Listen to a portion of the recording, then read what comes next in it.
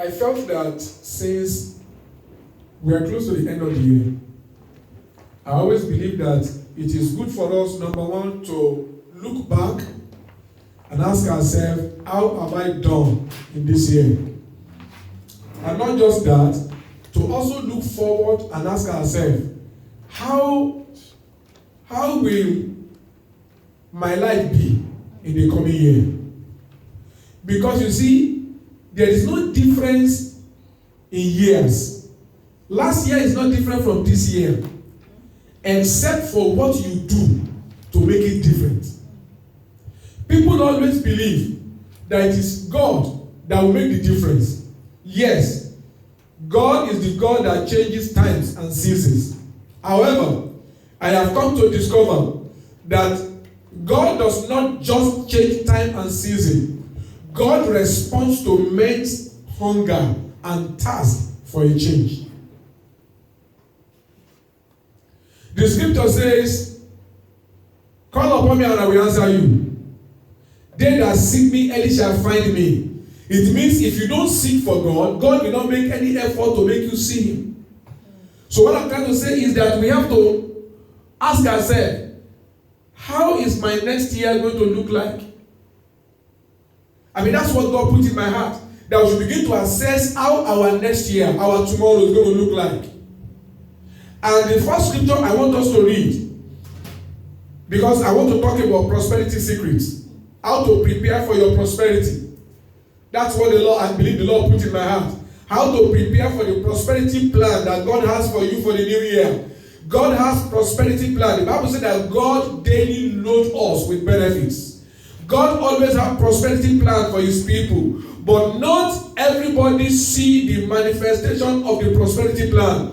And that is basically because many of us refuse to do the things that heaven expects us to do, so that we can have the manifestation of what God has given to us for our destiny. So as you are watching me, listening to me, and you are looking into the future, and you are saying, I'm trusting God for my life to get better.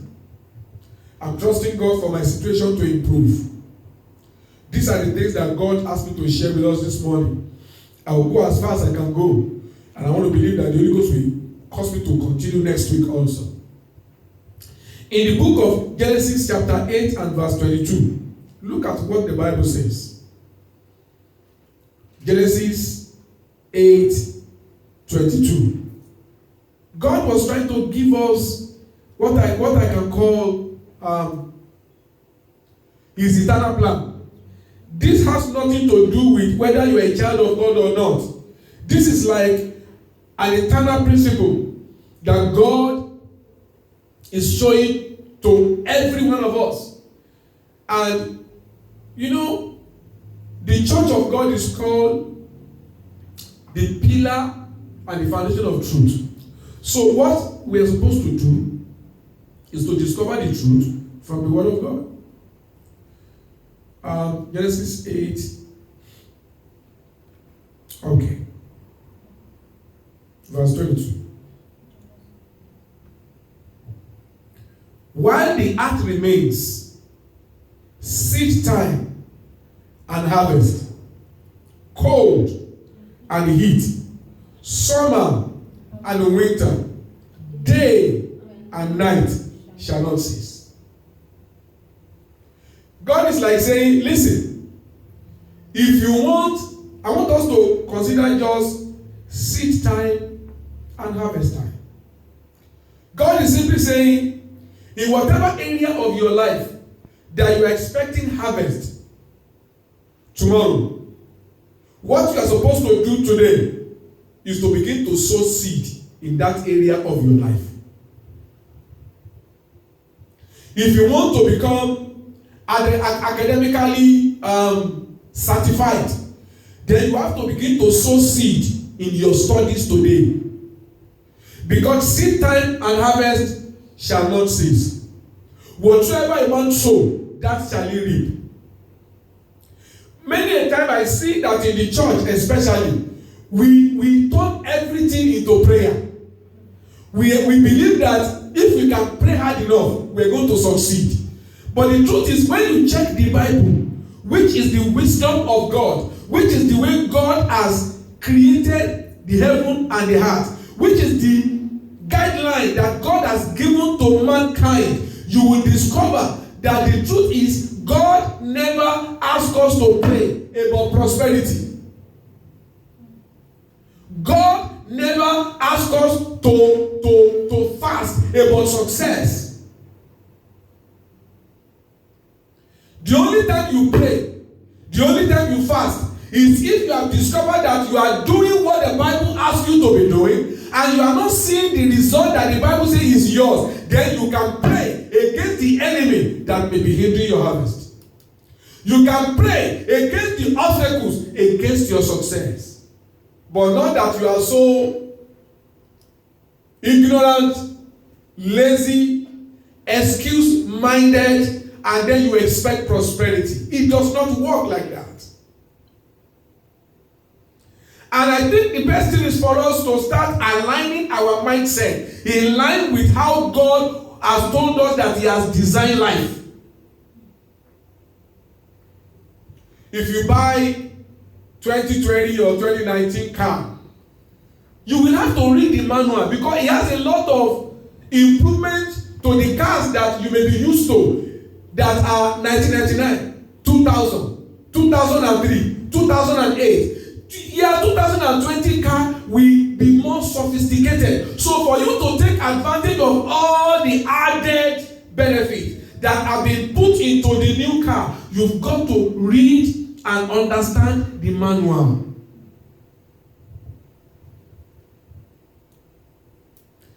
If you are going to enjoy prosperity, you are going to make up your mind to do it God's way. So I want to show us some things that I believe if we can put to constant use, not just you do it once in a while. If you make it a habit, I believe that you are going to have prosperity.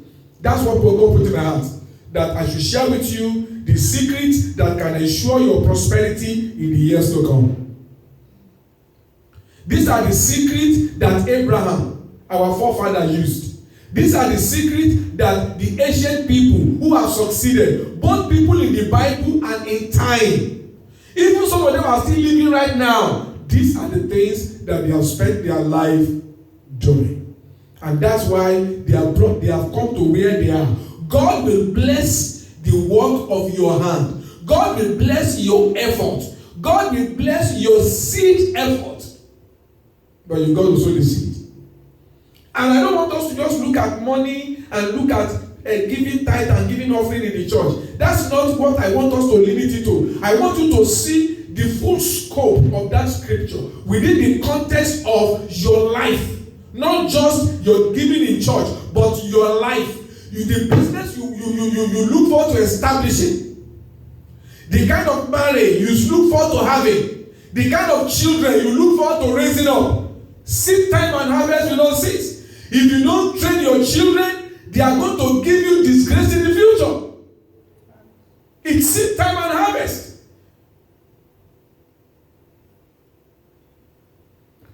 Second Corinthians chapter 9 and verse 6. Let's go there.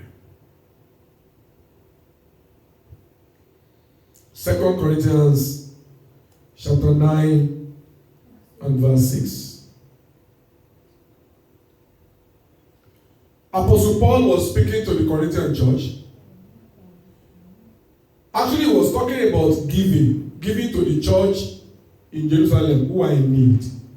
He sent a letter to them encouraging them that they should know that life is all about seed time and harvest. When you have opportunity to give because a time is going to come you are going to need, and your giving is going to become the catalyst in the realm of the spirit to cause a release to you. He now said to them in verse 6, 2 Corinthians 9, he said the point is this: whosoever sows sparingly will also reap sparingly, and whosoever sows bountifully will also reap bountifully. I want you to look at your life. How much investment have you made into your life?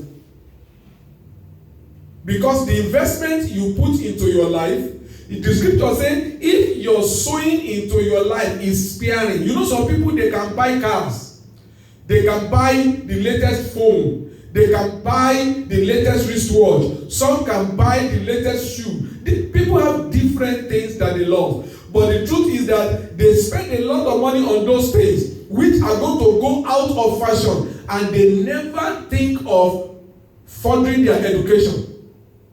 They never think of, okay, this profession that I'm doing, if you are a nurse, I want to become somebody higher in the next 5 years. What do I do? Let me enroll in nursing course or whatever. Most people don't sow into their future, and they keep on praying for financial promotion. It does not happen like that. You need to know that how you sow into the future is going to determine what you reap from your future. If you sow bountifully, if you spend a lot of time to read, to prepare, to spend money on yourself, preparing yourself for the future you dream of, the Bible says that if you sow bountifully, you will reap bountifully. Life does not reward lazy people. Life does not reward lazy people. Life rewards people who they give into the future they are looking up to.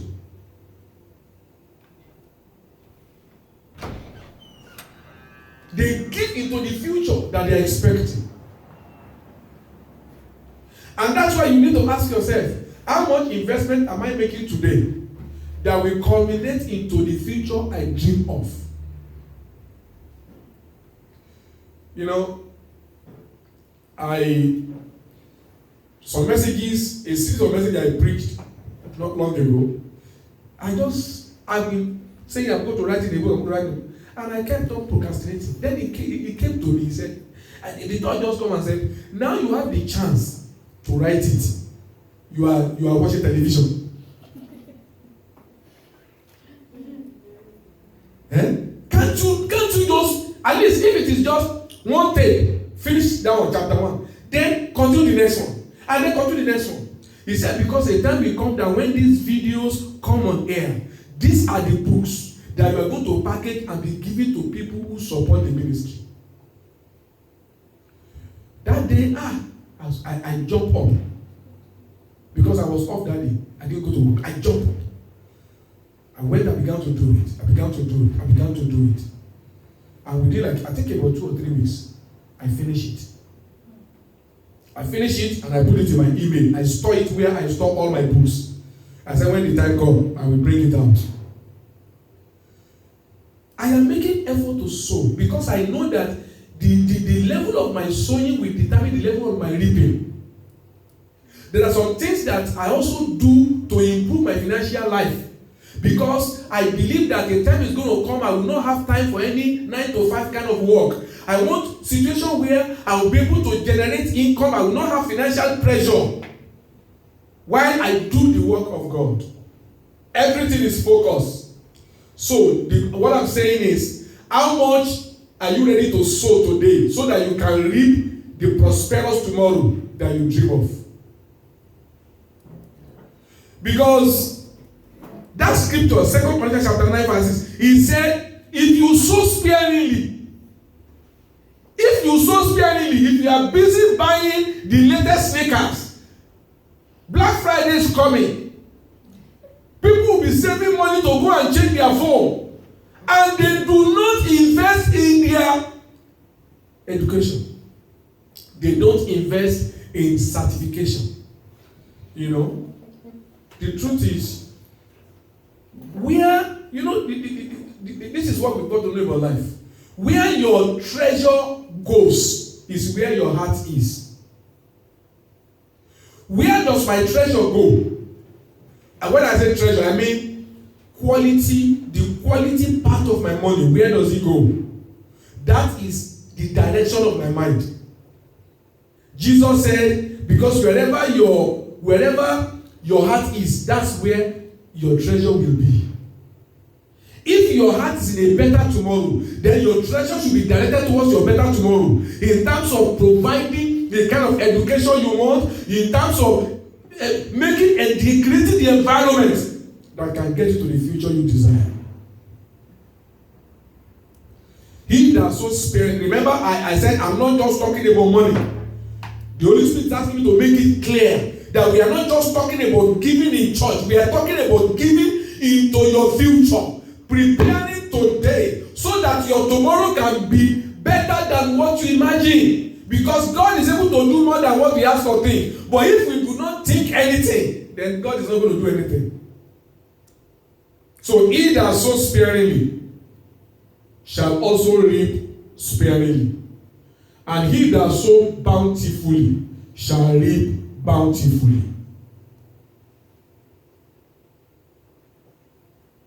If you want your marriage to be more successful in the coming year, then you ask yourself, how do I sow money to my marriage? If you want your children to be successful in their future and to be God-fearing, you ask yourself, how do I train up my children today so that in the future they will not depart from the way of God? It's a matter of seed time and harvest. I was somewhere yesterday, and the woman of God was saying when she came for a program and she saw my daughter singing and then one on the piano. They've been in this country for like almost, I think, 15 or so years. And they have started their church. I think it should not be less than maybe 10 or 12 years. And she said, yes, that is where I make mistake. Because she was telling me yesterday, she said, our children are now more than 30 years. They are married. He said, but in those days, 10, 15 years ago, instead of her to be using her, he said one of our daughters can sing very well. He said, but instead of using one of our daughters, she will use money to bring people from Nigeria. She bring people from Nigeria so that they can come and be singing in their church. She said that was a major mistake. She did not develop the potential of her children. She said that's why she loved the fact that I allow my children to do things that they can do in the work of God. She said the only thing she can do now is now encouraging them that please, your children, make sure that you make them to be close, to develop their gifting. She said one of her, I think the son, they have a child, and then he told him, he said, please, the mother said that she knows the basic things about piano. He said, get a pianist and start training that girl. She's 6 years old. What am I trying to say? She said, if she had known, she would have sown that seed. And right now, it's possible that her children will not even leave their church because they will leave the church. If they are so committed to their church, and it's a man, so if he's a man and he's playing piano, for instance, he's not going to go nowhere. His wife is going to join the church, but now they are not even in the church. He said he brought a particular man to come and play piano for them from Nigeria. When he said he brought the man and the wife and the children, and the wife now tell the husband, no, we are not going to stay in this church. So he now mentioned one popular church. That's where we are going in Nigeria. That's where we are going to go. And then the man left. And the church is the one that, the family is the one that gave them paper, do everything to come in. What am I trying to say? What you sow is what you reap. I want us to plan our life as people who are focused. Because the truth is, like she was saying when we were leading prayer, before you know it now, we're in December. Life rolls like this, and then boom, boom, boom. Very soon we'll be in January. And then very soon we're going to be in April. And before you know it, July will come. And you see, do you know the reality of life? Let me tell you. 2020 is going to be worse than 2019. You know why? Because according to God's calendar, the world is getting destroyed. We are close to destruction of the world. We are close to rapture.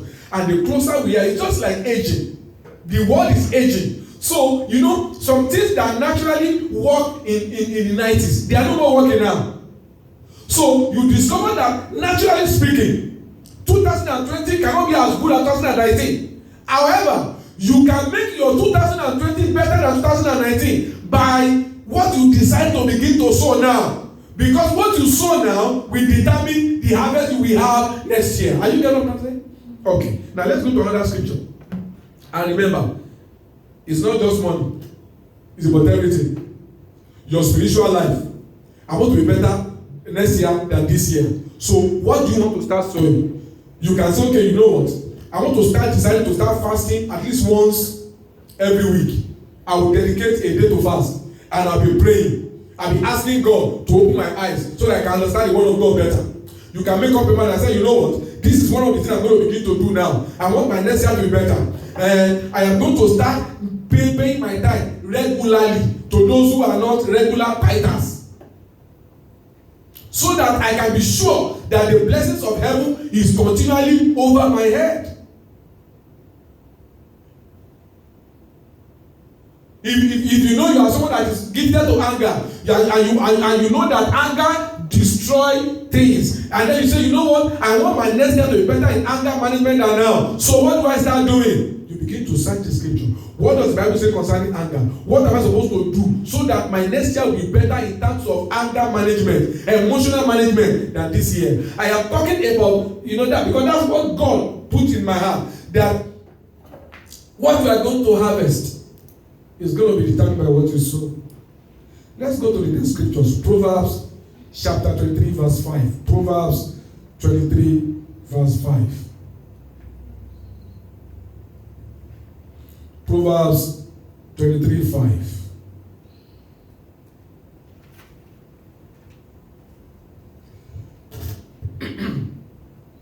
To those who put their trust in money.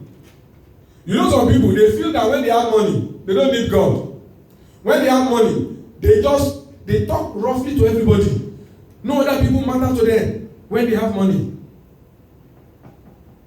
To people that always think that everything about life must be money, money, money. Look at what the scripture says.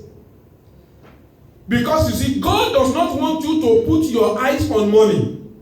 God wants you to put your eyes on his blessing. For the blessing of the Lord, it maketh rich and does not add sorrow. So if your desire is to be rich, don't put your eyes on money. Work for the blessings. Look at what the Bible says in Proverbs 23:5. He said,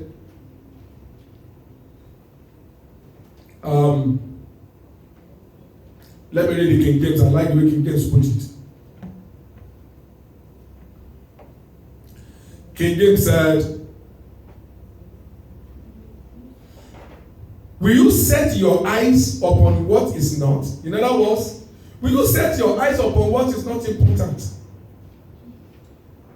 He said, he now said the later part, that is where I'm going. He said, for riches certainly make themselves wings.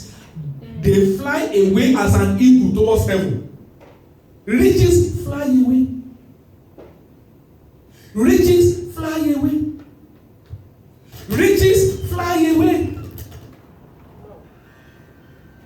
Riches fly away. So, don't just have the mindset that you want to have more riches. You know why? Because riches fly away. But you can make a plan that for the riches that come to me, riches that come to my direction, I am going to tie them down with an investment. I'm going to push the riches that come to me into things that will be producing for me. That is what I want us to know. I am talking about prosperity secret. I'm talking about the fact that God told me that we should start planning how we want our next year to be. Prosperity wise. And the scripture I'm reading right now says that riches grow themselves wings and fly away. So if you have money and you just keep money have a way of always leaving you. Except the one you invest. except the one you tie down in a way that it will be producing for you. There's a proverb in my African setting that says that money is a visitor. It will come at a particular time and it will go at a particular time. But when the money is there, you can choose to tell yourself, I want to improve on myself. Let me enroll for online courses so that I can be better equipped for higher pay than what I am right now. Let me get a kind of business that I'm going to invest in, something that has to do with your passion. Because you see, I always encourage people to invest in their passion. Something that has to do with your passion, something you just love. I watched a film yesterday about a guy that was, he was a robber, but he changed. And he said he loved to bake cake. So the police officer gave him a second chance. You know, he just let him go. The bad guys want to kill him. He didn't do anything just because he was they call him a witness. And the guys wanted to kill him. So the policeman just protected and let him go. The guy loved to bake.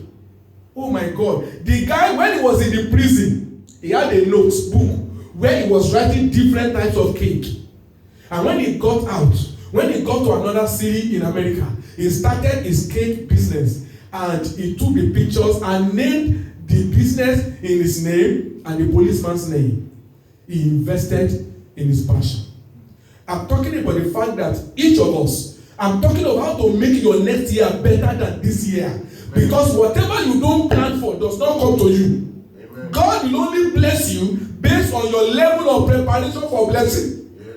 You need to ask yourself, what is it that I have passion for? It may be children.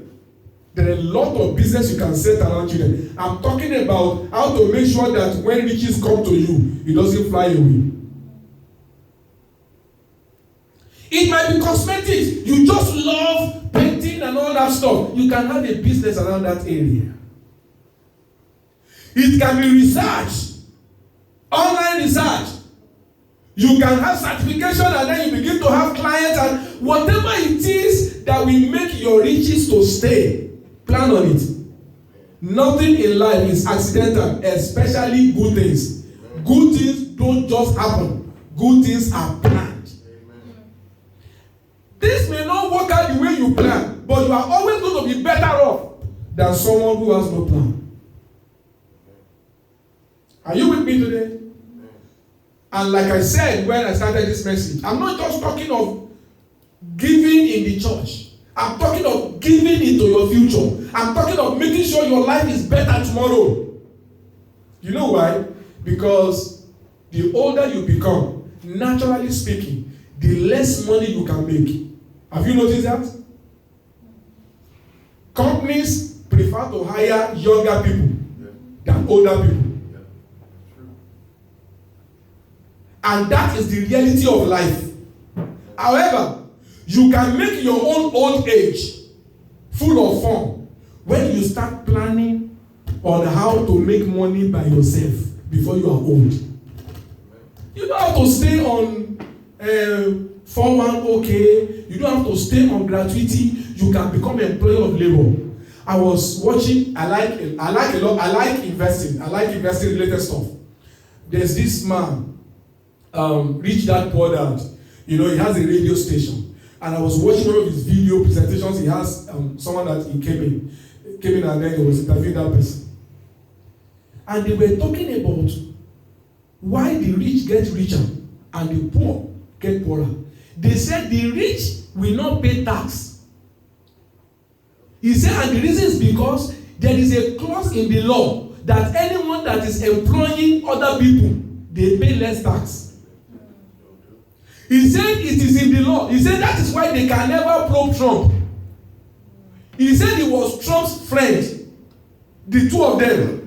He said they were friends. They sit down together, they discuss business strategies. He said that is why he liked to invest in houses. You know, when you invest in properties, there's a way you don't pay tax.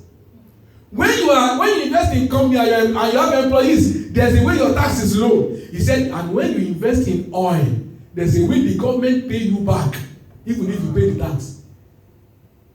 Am I talking to somebody? Because, listen, you can just be watching my life. You will see how it will come tomorrow. I have strategic planning. I am working on myself. I am doing everything I can do to make sure that my tomorrow is better. I don't want to wait for a church member to give me offering. I want to be part of those who are investing to the kingdom of God. That's my desire. That's my heart. That's how God has made me. I use myself as an example to let you know that if you don't plan for yourself, I have seen pastors, when they grow old and they retire, they have no home. And the church will evict them from the church pastoral. And then they now go back to ground zero. I said that will not be me. While I am doing the work of God, I will have real estate business. While I'm doing the work of God, I will have business that are bringing in money, so that I'll be employer of labor. I am talking about planning your life. Now, when you look at my physical reality, you may say, what is he talking about? You just wait. Seed time and harvest, they will never cease.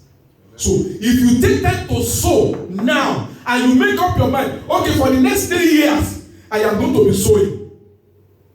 Because I look for the next 10 years, I want to begin to have harvest. You just have a plan. This is my style. When the year is ending, I like my members to always look back at their life and then to project into the future. Because whether we like it or not, the tomorrow will come.